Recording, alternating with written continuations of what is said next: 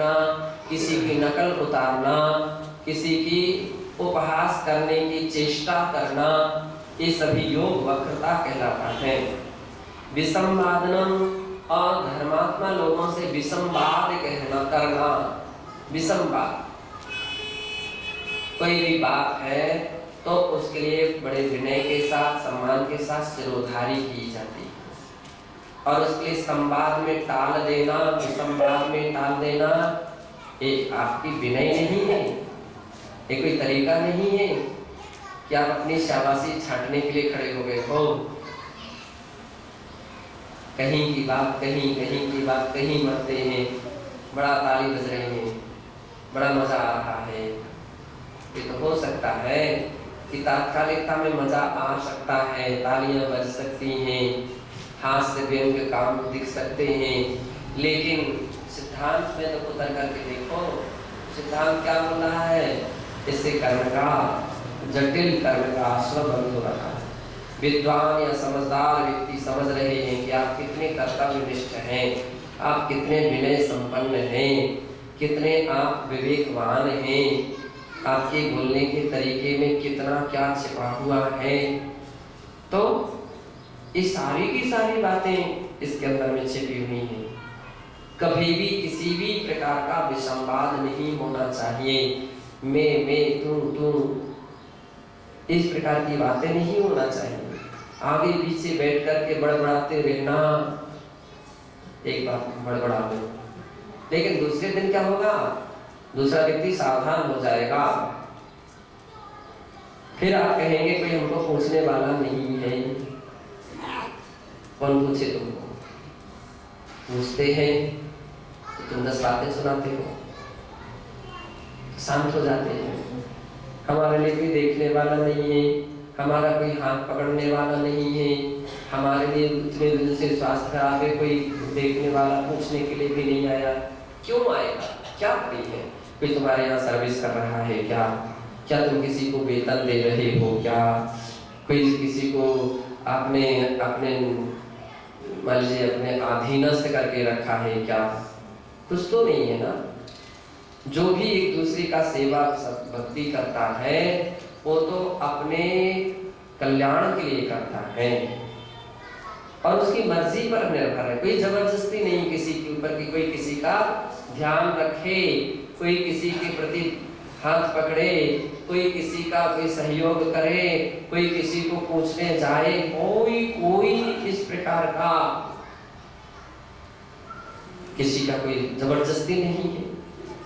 लेकिन जो कुछ भी कर रहा है व्यक्ति पवित्र मन से करता है, और पवित्र मन से करता है तो आपकी भी वैसी पवित्रता चाहिए कि दुनिया आपके प्रति दौड़ी दौड़ी आए, आपको पूछे, आपको संभाले, आपको देखे, बिना कहे, बिना प्रयास किए बैठ गए हमारी तबीयत ठीक नहीं है, हमारी व्यवस्था बना दे, हमारी व्यवस्था हो जाए, हमको आहार नहीं चलता, हमको ये व्यवस्था नहीं चलती है, और तुम सारी तो व्यवस्था बनवा रहे हो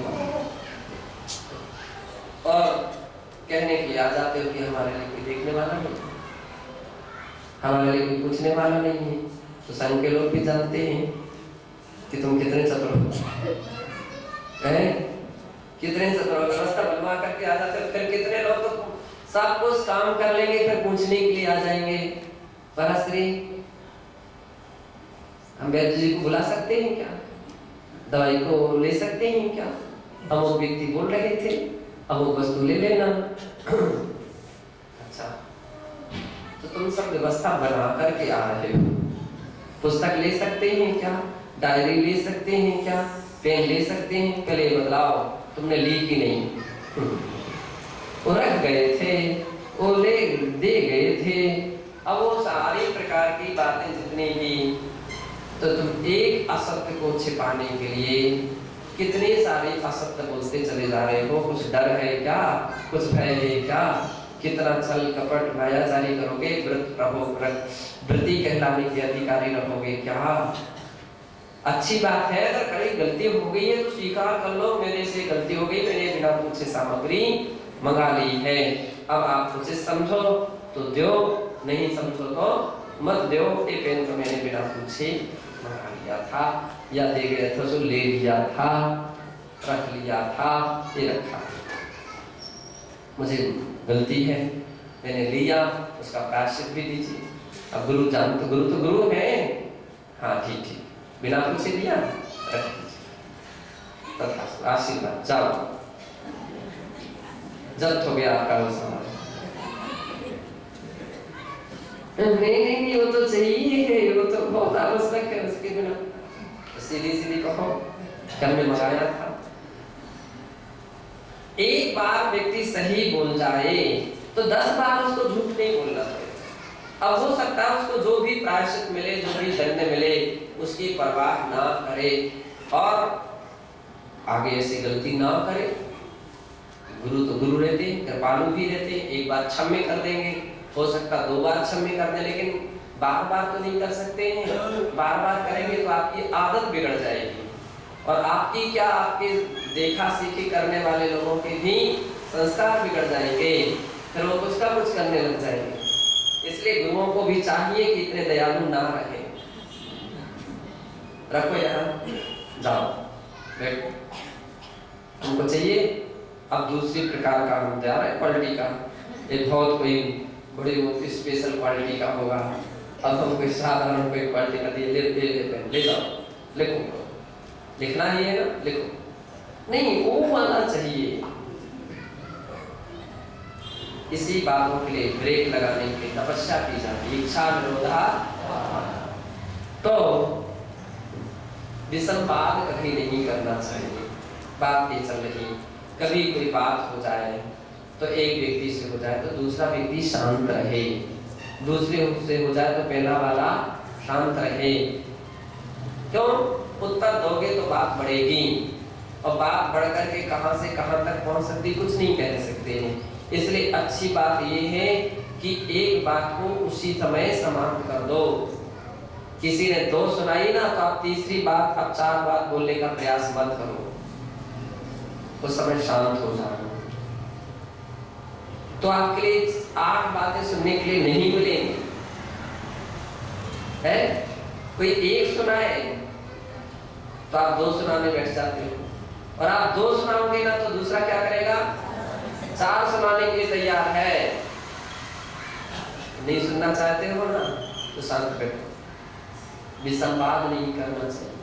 और दूसरी बात है, हो सकता है आप शेर के सवा शेर भी हो, आप किसी से कम नहीं हो, मानते हैं हम किसी से कम नहीं, हम भी तो कुछ हैं, हमारा भी तो कुछ अस्तित्व है, हाँ ठीक है। लेकिन ऐसा ही में तू चले तो तीसरा व्यक्ति देख करके क्या आपसे सबक लेकर के जाएगा, क्या सीख करके जाएगा, क्या उदाहरण देगा आपका कि अमुक ऐसी बातें करते थे, ऐसी में तो चल रही थी, वे रो रहे थे, वे गा रहे थे। असाता भी क्या असुर नाम कर्म के आश्रम का कारण दिया गया है। क्या दिया गया? असुर नाम कर्म का। तद विपरीतम शुभस्य, योगों की वक्रता नहीं होना और साधर्मी लोगों से विसंवाद नहीं करना, ये सभी क्या है? ईश्वर नाम कर्म के आश्रम के कारण है, ऐसा जानना चाहिए। शेष कर्म को तत्वार्थ का रिवीजन चल रहा है। अच्छा रहा।